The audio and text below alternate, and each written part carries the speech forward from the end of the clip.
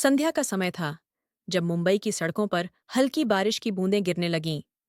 बारिश की बूंदों ने जैसे चारों ओर एक सिहरन सी पैदा कर दी। राधा अपने ऑफिस से निकलकर घर जाने के लिए टैक्सी का इंतजार कर रही थी। उसकी जिंदगी आम और सरल थी। एक मल्टीनेशनल कंपनी में काम करने वाली राधा के पास हर चीज थी, सिवाय प्यार के। उसने कभी सोचा भी नहीं था कि एक साधारण सा दिन उसकी जिंदगी को बदल देगा। जैसे ही उसने टैक्सी में बैठने का फैसला किया, तभी अचानक उसके फोन पर एक अजनबी नंबर से कॉल आया।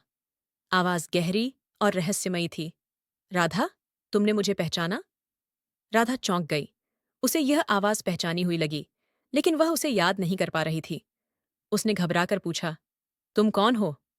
आवाज हंसते हुए बोली, वक्त आने पर सब पता चल जाएगा।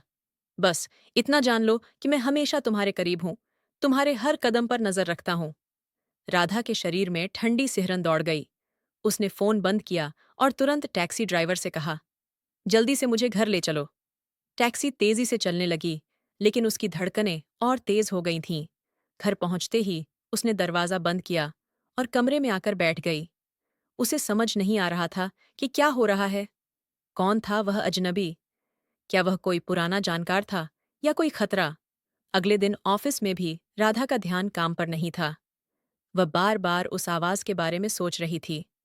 तभी उसकी टेबल पर एक गुलाब का फूल और एक नोट मिला। नोट पर लिखा था, तुम्हारा इंतजार खत्म होने वाला है।